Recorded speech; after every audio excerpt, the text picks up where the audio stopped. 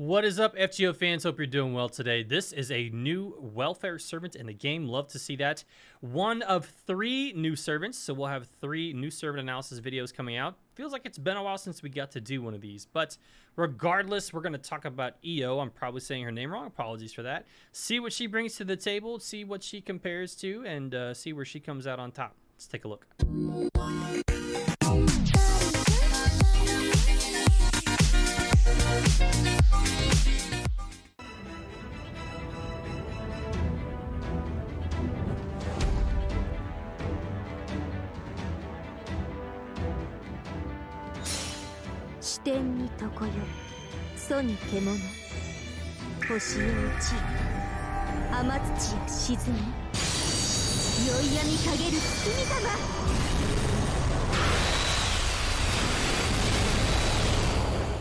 So this is Welfare Ruler EO. Pretty standard up front when it comes to her class. Nothing really stands out as too crazy. She does have pretty standard stat scaling here. Double arts, double quick deck. She's got 4 hits on her arts and quick, 3 hits on the buster, 5 hits on the extra attack, 10% star gen, 99 star weight. Neither of those matter. It seems like that doesn't really matter much anymore for most servants these days, but this is especially true for her, as we'll take a look in just a moment on her second skill. But before that, let's take a look at her first skill. On this first skill, we do have Arts up and Special Attack up versus Divine for 3 turns, 6 turn cooldown. The Arts is 30% at level 10. The Special Damage up versus Divine is 50% at level 10. And there's a Curse of 1000 on all enemies for 5 turns. Now that's important because of what we'll see on her NP, but for now, just tuck it away in your back pocket. On this second skill, we do have a 20 to 30% NP battery. That is bigger than it looks, and we'll talk about why in just a moment. But not to be outdone is this Arts crit capability. So Star Gather up 300 to 500% on her Arts cards, and 50 to 100%. That's right, 100% at level 10. Arts crit capability. That is huge. So 100% crit damage and 500% star absorption. Both of those Arts cards only. Both of those for a single turn. But still, that's huge, especially when you consider the fact that Lady Avalon just released weeks ago. So really good synergy with a recently released servant. Massive crit capability. Things are looking pretty good here. But let's circle back around and look at this NP battery. It's 20 to 30%. Now, you don't need me to tell you that the second append can make that 50%. However, there's 2 things to consider. One, she is a welfare, so her coins are going to be presumably very easy to come by. Because of that, you're going to have an easy time unlocking that second append. 2, she is a ruler servant, so all of her skills, even her appends, have an easier time being leveled because they consist mostly of gems. So what this means is, just by playing the event, you're probably going to have a very good shot at getting a 50% first turn NP charger on an Arts AoE. Now, we haven't gotten to her NP yet, we don't know what's on her third skill yet, but things are looking very good for this to be a very, very good welfare servant. Let's go on to the third skill though. So on this third skill, we do have attack up for the party 3 turns. That's 10 to 20%, 5 turn cooldown, not bad at all. And then you get a nice 10 stars out of it. That doesn't scale, so it's just 10 stars. Interestingly, there's this critical damage up for wild beast allies. Now, I'm not trying to get too far ahead of myself. We don't know what's to come or even what's on future banners, maybe even outside of the event. But there was someone featured in the live stream who looked an awful lot like a wild beast, who is not one of the 3 new servants that we've gotten today. So it remains to be seen. Maybe it's nothing, maybe it's something, but to me, that could be a potentially interesting wrinkle, especially if there is a future banner, maybe even outside of this event, in which that servant would synergize really nicely with this welfare. Now moving on to her NP, it is an Arts AoE, 4 hits on this. So 4 hit, Arts, AoE, Ruler. Why does that sound familiar?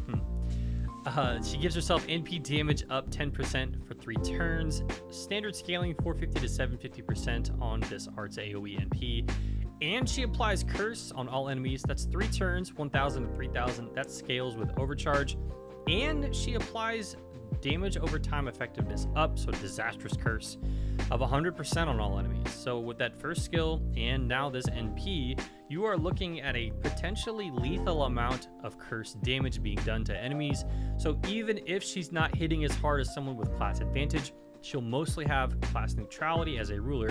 She can help bridge that gap in damage using the damage over time from the cursed damage. It's nice to see, right? Now, if you've been keeping track, she has attack up, she has arts up, she has NP damage up / special damage up. So 3 out of the 4 aspects of multiplicative damage are baked into her kit. That's really, really good to see for someone who's going to be dealing that class neutral damage we've mentioned already. But it plays an even bigger part as an arts AoE servant. Easier potential access to overkill, overgauge, etc., to perhaps have an easier time of refilling her gauge for looping capability. Now, when we ran her numbers through our NPLF, that's our NP looping factor formula, it came out pretty favorably. I can comfortably say that she's going to be a looper. She's probably not going to be a self recharge 100+% against all enemies type of looper. That's not what we're seeing in our formula, but what we do see, she's a pretty comfortable looper, and she's more comfortable than a certain Moriarty ruler. Hate to say it, I'm sorry, but especially when you combine the fact that she has higher NP levels guaranteed if you just play the event compared to a limited SSR. She's probably going to outclass him when it comes to looping. Now, again, I haven't had my hands on her within gameplay to see how that shakes out, but based purely off of the math and what we see from that perspective, it does look pretty favorable towards her that she will be an easier looper than Mr. Moriarty ruler is. Over here on her passives, she has magic resistance, so 17.5% debuff resist. She's immune to poison or burns. She also has arts up 8% for herself. I'm not going to spend too much time on this next part because I have a feeling it ties into the story, but she has a special passive that gives her quick up and crits on her quick cards up 10%. The quick up is 5%, the quick crits are 10%. Then she adds a trait to herself. It looks to be a special trait, like a ferocious beast trait. We're not sure yet, but nevertheless, don't want to spend too much time on that. Don't want to spoil anything. Don't want to get too far into speculation territory and maybe accidentally spoil anything. Regardless, on her appends, as we mentioned, her appends earlier are going to be very crucial. Down here, we see it as anti-foreigner. I love that. I don't know why, but whenever I see extra class servants have anti-extra class third appends, for some reason it just kind of tickles my fancy. I really don't know why, but I love that it's anti-foreigner on this ruler servant. Again, we mentioned how her second append is going to be absolutely massive when you talk about that second skills battery, and this can get you to 50% combined. That is huge. So please make sure to make a note if you are using coins, if you're only able to get certain amounts of coins, maybe you can't play the entire event or you can only do some of it here and there. If that's the case, make sure you get enough to get that second append unlocked. It's really going to help enable more looping capability on more different CEs for her. Over here in her traits, she is a lawful evil servant. That's really interesting to me, especially when you combine that with the fact that she has so many darkness aspects to her kit. Her bond CE is called a Black Magatama, by the way. She is a king servant as well, and she has a costume, so we'll see what that is. Now, over here on her materials, again, as a ruler, it's really, really attractive. Obviously, with the Ascension material, that's pretty standard across events. But when it comes to ruler skills, it's really easy to get them up to level 7. And then when you get on down to her level 8 and 9, it's not bad at all. She needs Magatamas much like Himiko does. She also needs the Flaming Oni Lantern Planes to get to level 9. From what I have seen, you really only are going to need to insist on maybe the second skill getting to level 10. The other two would be nice, especially for the attack up on the third skill, and on the first skill, it's really nice to have that extra arts up. But the one that really is the one to focus on is the second skill. So if you can get that up to level 10 and focus on the append, if you're limited on resources or even gems to be specific, those are the two to kind of seek out. The other ones, you can just kind of do whatever you can manage, but I would focus heavily on that second skill and the second append skill. On her append skills, again, really not bad, pretty standard all the way up to level 7, and then you get to 8 and 9, it's really not too demanding at all. 10 lanterns is not that bad. 12 of the ashes is not bad either. Yes, it's a 6.5 material. Yes, there's been a ton of servants who need a lot of those, but it's really not that bad. Like in a vacuum, this is a very, very attractive set of skill material requirements. Not bad at all. A lot of people are going to have an easy time getting her second skill and the second append maxed out, especially when you consider how many more lores we've been getting at events.